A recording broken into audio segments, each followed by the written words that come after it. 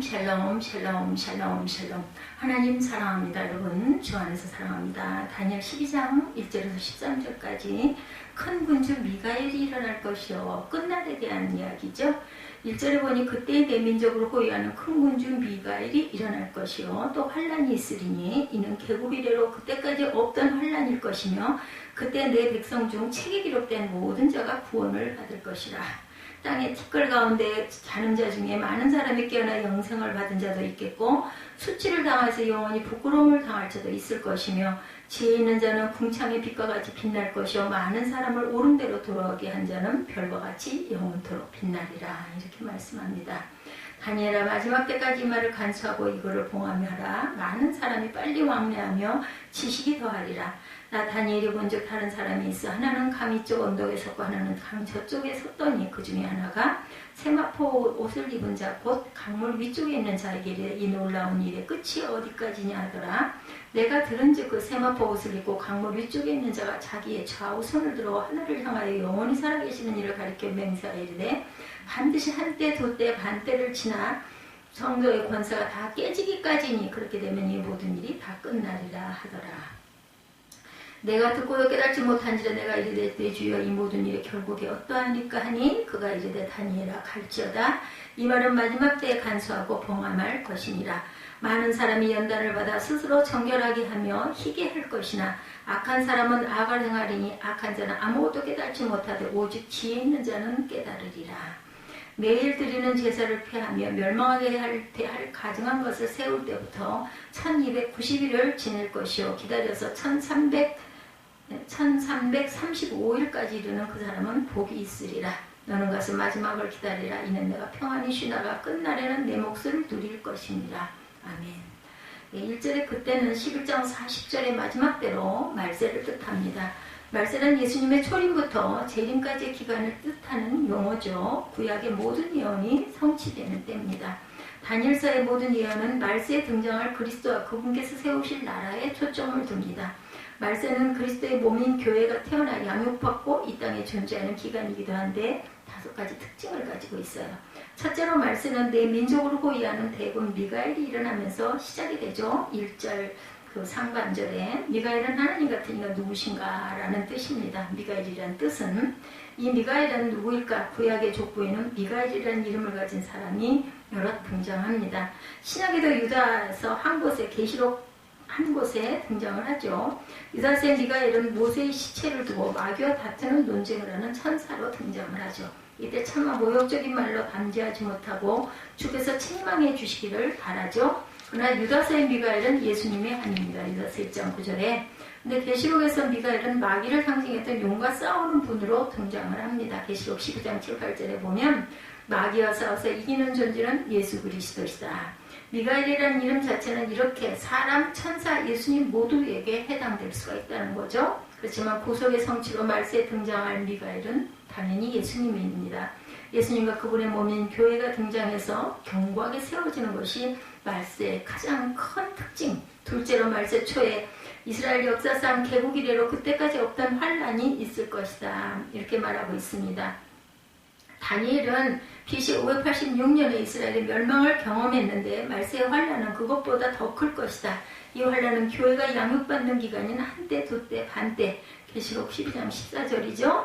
1차적으로 예수님의 승천 후 AD 70년에 이스라엘이 멸망함으로 성취가 됩니다. 똑같이 민족이 멸망한 사건인데도 말세의 환란이 더 큰 이유는 무엇일까? 첫 환란은 70년 후 신정국가 이스라엘의 회복이 약속되었으나 말세의 환란은 회복 약속이 없기 때문이다. 말세 초에 신정국가 이스라엘은 완전히 해체될 것이고 하나님 나라의 모형 역할도 끝날 것이다. 그래서 AD 70년의 사건은 이스라엘이 개국한 일이 없었던 환란으로 표현이 됩니다. 셋째로 말세에는 내 백성 중 무릇 책에 기록된 모든 자가 구원을 거둘 것이다. 순수한 이방인 택자보다 유대인 택자가 먼저 구원을 받습니다. 근데 유대인만 구원받거나 모든 사람이 구원받는 것은 하나님의 뜻이 아니에요. 본편 구원론자는 하나님은 사랑이 많으심으로 결국은 모든 자가 구원을 얻을 것이라고 주장하죠. 그러나 생명책에 기록되지 않은 자는 누구도 구원받지 못한다는 것이 신구약 성경의 일관된 가르침. 계시록 13장 8절 20장 15절에 기록됩니다. 구원과 멸망은 동전의 앞뒷면처럼 함께 있을 것이고 1절은 구원받은 자를 책에 기록한 자를 한정합니다. 2절도 모든 사람 중에 영원한 생명을 누릴 자와 무궁한 심판을 받는 자를 영원히 구별하죠. 땅의 티끌 가운데 자는 자 중에 많이 깨어 영생을 얻는 자도 있겠고 수욕을 받아서 무궁히 부끄러움을 입을 자도 있을 것이다. 2절에 보면 마지막에 그렇게 얘기하고 있죠. 땅의 티끌 가운데 자는 자 중에서 많은 사람이 깨어나 영생을 받는 자도 있고 수치를 당하여 영원히 부끄러움을 당할 자도 있을 것이며 지혜 있는 자는 궁창의 빛과 같이 빛날 것이요 많은 사람을 옳은 대로 돌아오게 한 자는 별과 같이 영원토록 빛나리라. 이렇게 말씀하고 있습니다. 지혜 있는 자는 궁창의 빛과 같이 빛날 것이요 많은 사람을 옳은 대로 돌아오게 한 자는 별과 같이 영원토록 비치리라. 아멘. 11장 33절과 35절에 지혜자들이 등장을 하죠. 그들은 세상 역사를 주관하시고 통치자를 바꾸시는 분이 하나님이심을 깨달은 지혜가 있었어요. 그래서 그분의 언약을 신실하게 믿고 살도록 가르칩니다. 지혜자들과 그들의 가르침은 대체로 배척을 당하죠. 하지만 끝까지 지혜를 붙든 자는 영광스럽게 빛날 것이다. 그 지혜를 고수하고 전수하여 많은 사람을 옳은 대로 돌아오게 한 자는 영원한 영광을 누릴 것입니다. 교회가 누릴 영광이죠. 환난 중에 인내하며 끝까지 신실하기란 쉽지가 않습니다. 그래서 하나님은 영원한 소망을 붙들게 하시죠. 지상의 소망을 둔 자는 천국을 바라며 인내할 수가 없기 때문입니다. 천상의 소망을 둔 자만 지상에서 인내할 수가 있겠죠. 천사가 명합니다. 마지막 때까지 이 말을 간수하고 이 글을 봉함하라. 공의는 감추려는 목적이 아니라 변경하지 못하게 하려는 조치죠. 다니엘은 고레스 3년에 계시를 받습니다.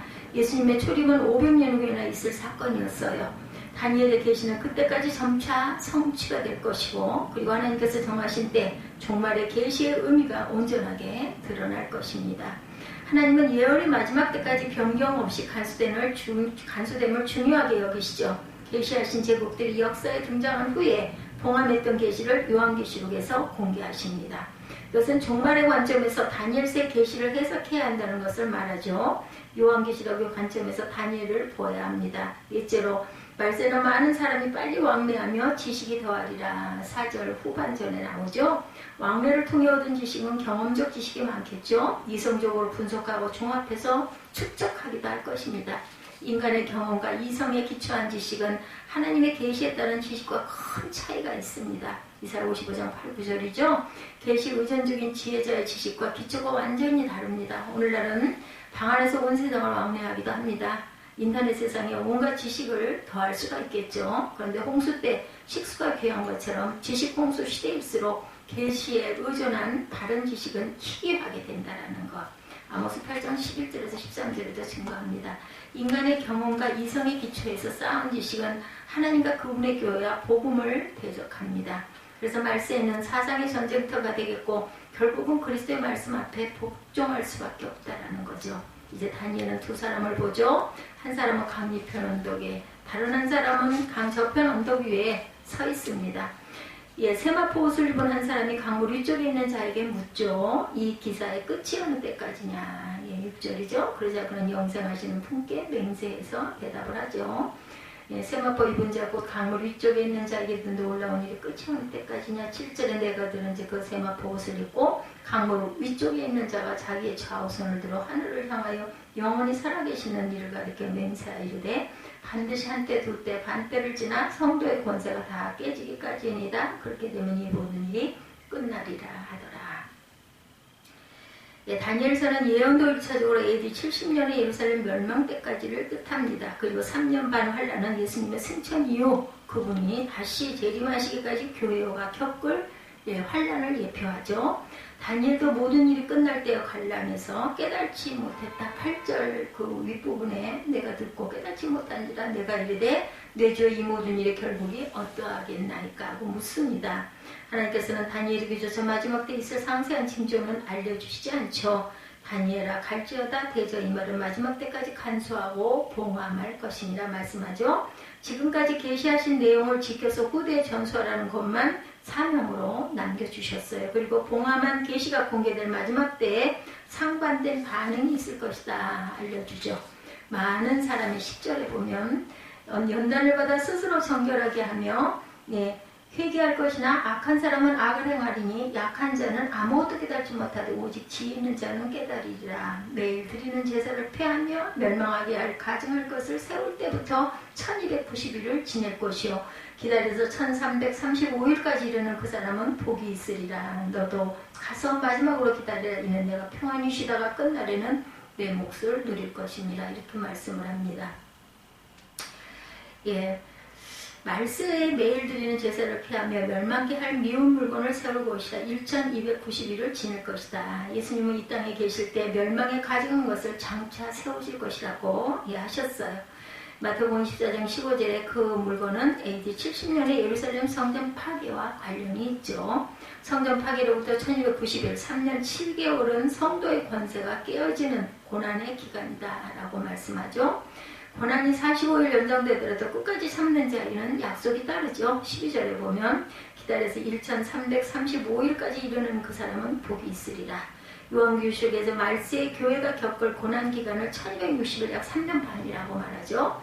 하나님께서 택하신 자들을 위해 그날을 30일 감해 주신 겁니다. 교회는 고난 기간을 지나서 영원한 복의 성취가 일어납니다. 그 기간이 연장되든 감해지든 지혜로운 자는 인내하며 영원한 구속을 기다릴 것이고 끝까지 인내하는 자는 약속된 복을 받게 되죠. 하나님 모든 계시는 명료하다는 것이죠. 암호처럼 꼬아놓지 않았다는 뜻이고 쉽다는 뜻이 아닙니다. 명료하다는 것은 하나님께서 깨닫게 하셔야 깨달을 수가 있다는 것. 하나님께서 모든 것을 명백히 드러내실 때까지 성도에게 요청하신 것은 역사를 주관하셔서 언약대로 반드시 성취하실 하나님을 믿는 것, 신뢰입니다. 그 신뢰를 끝까지 포기하지 않고 인내하는 것. 천사는 다니엘에게 말하죠. 13장 앞부분에 너는 것은 마지막을 기다리라 말하죠. 하나님께서 모든 것을 성취하실 때를 소망하며 끝까지 신실하게 살라는 의미죠. 너는 가서 마지막을 기다리라. 이는 내가 평안히 쉬다 끝날에는 내 업을 누릴 것이니라. 13절 끝이죠. 끝날엔 내 몫을, 내 업을 누릴 것이니라. 결국 신실하게 언약을 붙들고 사는 성도가 성취의 열매를 풍성히 누릴 것이다. 이 소망이 견고한 자만 마지막 때를 신실하게 살며 끝까지 환난을 견뎌낸다라는 것. 오늘의 교회도 단일의 기다림을 계승하고 있습니다. 교회가 환난을 겪는 이 마지막 때 하나님의 계시에 철저히 의존하는 지혜로 살아가시기를 주님의 이름으로 축복합니다. 기도하시겠습니다.